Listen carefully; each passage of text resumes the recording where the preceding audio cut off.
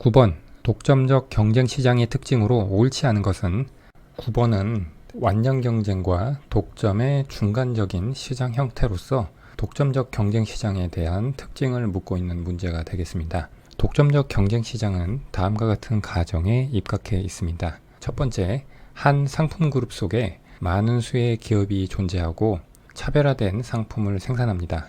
두 번째, 한 상품 그룹에 속해 있는 상품들 간에 상당히 밀접한 대체성을 보유합니다. 세 번째, 한 상품 그룹에 속한 기업의 수가 충분히 많아서 어떤 한 기업의 행위가 다른 기업의 주의를 끌지 못하고 보복 조치를 유발하지 않습니다. 네 번째, 새로운 기업의 진입과 기존 기업의 이탈이 완전히 자유롭습니다. 다섯 번째, 한 상품 그룹에 속하는 모든 기업들은 동일한 수요 곡선과 비용 곡선을 갖습니다.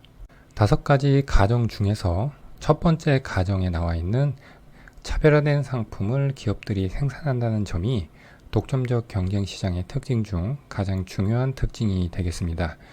차별화된 상품을 생산한다는 점 때문에 독점적 경쟁 시장 안에 있는 기업들은 독점 시장과 비슷하게 어느 정도의 독점력을 보유하게 됩니다. 하지만 동일 상품 그룹에 속해 있는 상품들 간에 상당히 밀접한 대체성이 있기 때문에 각 기업은 상대 기업을 의식하지 않을 수가 없고, 따라서 독점 시장과 비교해서 그 독점력에는 한계가 있다고 볼 수 있겠습니다. 그리고 가정 중에 4번은 완전 경쟁 시장의 가정과 동일한 가정이 되겠습니다. 이것은 장기적으로 봤을 때 독점적 경쟁 시장의 기업이 경제적 이윤을 얻지 못하게 하는 요인이 됩니다. 아래 그래프는 독점적 경쟁 시장의 단기 균형과 장기 균형의 그래프가 나와 있습니다.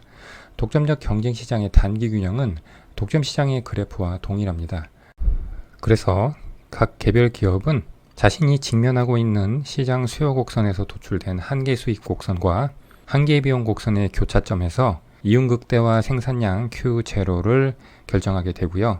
그리고 시장 가격은 수직선상에서 수요 곡선의 높이인 P0를 책정하게 됩니다. 정리하면 단기 균형에서는 한계 수익과 한계 비용이 일치하는 조건이 만족이 되고, 하지만 균형 가격은 한계 비용보다 높게 되고, 그리고 평균 비용은 다양하게 나올 수가 있지만 이 그래프상에서는 가격이 평균 비용보다 높기 때문에 이윤이 발생하고 있는 상황임을 알 수가 있습니다.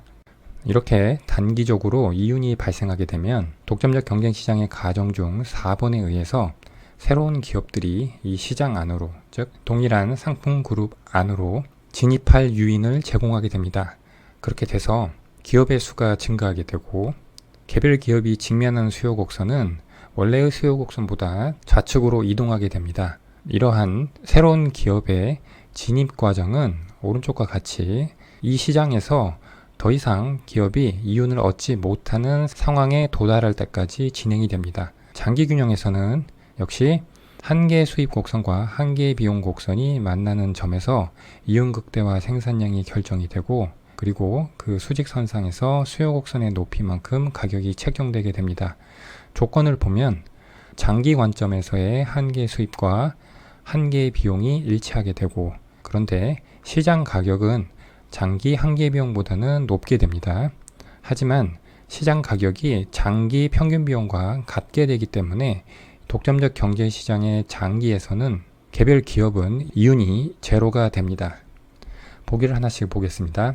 1번, 장기적으로 기업의 자유로운 시장 진입과 퇴출이 가능하다. 가정의 네 번째 내용이 서술되고 있습니다. 2번, 장기적으로 독점적 경쟁 기업의 독점력은 유지될 수 있으나 경제적 이유는 0이다. 개별 기업이 직면하는 수요 곡선이 우하향한다는 점에서 독점적 경쟁 기업의 독점력은 유지될 수 있습니다. 하지만 경제적 이유는 0이 됨을 우리가 봤죠. 그래서 2번도 맞는 보기가 되겠고요. 3번, 독점적 경쟁 시장의 비효율적인 자원 배분은 제품의 다양성에 의해 상쇄될 수 있다. 독점적 경쟁 시장의 장기를 보면 가격이 한계 비용보다 높은 상태이기 때문에 시장 균형 생산량은 효율적이지 못한 자원 배분 상태임을 알 수가 있습니다. 사회적인 관점에서의 편익인 P1과 사회적인 관점에서의 비용이 괴리가 발생하기 때문이죠. 그런데 독점적 경쟁 시장에서는 한 상품 그룹 안에서 많은 수의 기업이 차별화된 상품을 생산함으로써 소비자 입장에서는 상품이 다양하기 때문에 다양한 욕구를 충족시킬 수 있는 장점이 있죠. 그래서 3번도 맞는 보기가 되겠고요. 4번, 독점적 경쟁 시장의 제품들은 수요의 교차 탄력성이 매우 낮다.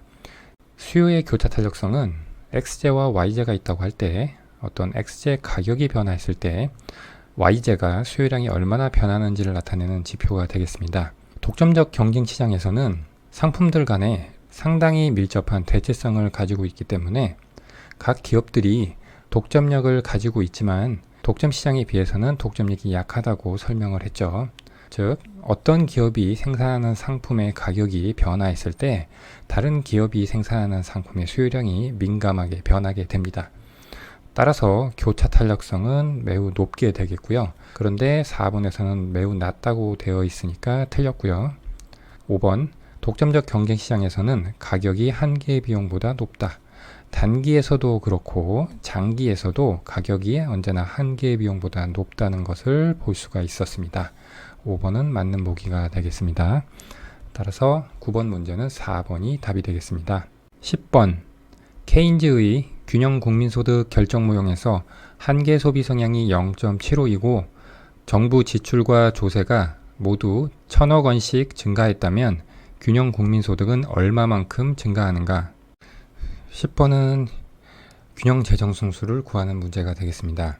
균형 국민소득 식에서 소비를 가처분 소득의 함수로 변환을 한 뒤에 전미분을 해서 투자 승수, 정부 지출 승수, 조세 승수를 구합니다. 문제에서 정부 지출과 조세가 동일한 만큼 증가했다고 하니까 우리는 균형 재정 승수를 구해서 접근을 할 수가 있고요. 그래서 정부 지출 승수와 조세 승수를 더하면 1이 나오는데 1,000억 원씩 증가했으니까 1,000억 원의 균형 재정 승수 1을 곱해서 균형 국민소득은 1,000억만큼 증가하게 되겠습니다. 따라서 답은 3번이 되겠습니다. 11번, A국은 완전한 자본이동이 가능한 소규모 개방경제이며 현재 무역수지가 균형 상태에 있다. 다수의 주요 외국 정부가 자국의 정부 지출을 증가시켰을 때 발생할 수 있는 경제현상으로 옳은 것은 11번 문제는 다양한 방식으로 풀 수가 있는데 문제에서 가정이 충분하게 주어지지 않았기 때문에 먼델 플레밍 모형을 가정을 하고 접근을 해보겠습니다. 완전 자본이동이 가능한 소규모 개방경제이기 때문에 국제수지 균형은 세계시장 이자율 수준에서 수평인 BP곡선으로 표시를 할 수가 있고요. 그리고 현재 무역수지가 균형 상태에 있다고 했는데 대내 균형 상태에 있다고 가정을 하겠습니다. 그러면 IS곡선과 LN곡선이 만나는 대내 균형이 성립하고 있고요. 그리고 환율 제도에 대한 이야기가 없는데 변동환율 제도를 가정을 하겠습니다. 이 상황에서 다수의 주요 외국 정부가 자국의 정부 지출을 증가시켰다고 했습니다. 이것은 A국 입장에서는 IS곡선식에서 이 순수출을 보시면 외국 정부의 소득인 이 Y스타가 증가한다는 것이고 이것은 A국의 순수출을 증가시키게 됩니다. 그래서 최초 균형 A점에서 IS곡선이 우측으로 이동하게 돼서 단기적으로 B점에서 균형이 형성이 되는데 이 B점은 세계시장 이자율보다 높은 수준으로 대내시장 이자율이 결정이 되기 때문에 해외에서 외화가 유입되게 됩니다. 그렇게 되면 변동환율제를 가정했기 때문에 환율은 하락하게 되고 그러면 IS곡선식에서 실질 환율이 하락하게 돼서 순수출이 감소하게 됩니다. 그렇게 되면 IS곡선이 다시 돌아오게 됩니다. 최종 균형은 A점으로 원래의 균형점이 되고요. 보기를 하나씩 보면 1번 A국의 무역적자 발생. 외국 정부들이 자국의 정부 지출을 증가시켰을 때 순수출이 증가를 했었다가 명목환율 상승에 따른 실질환율 하락으로 다시 순수출이 감소를 했죠. 그래서 결과적으로는 무역수지는 균형 상태로 돌아왔습니다. 그래서 1번은 틀린 보기고요.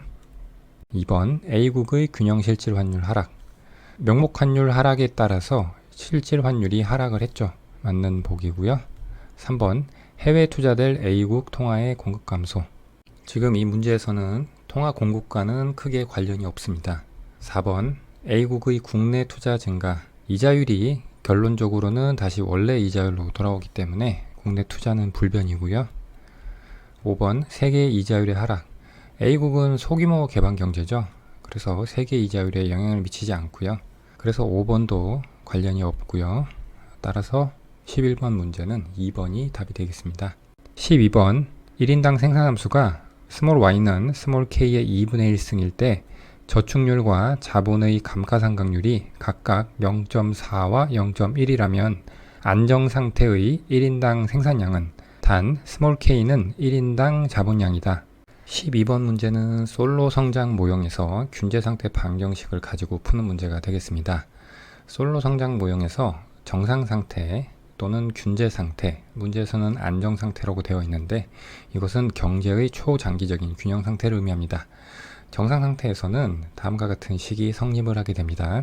1인당 저축이 감가상각률과 인구 증가율을 더한 것에 1인당 자본량을 곱한 것과 같게 되는 상태가 성립을 하게 됩니다.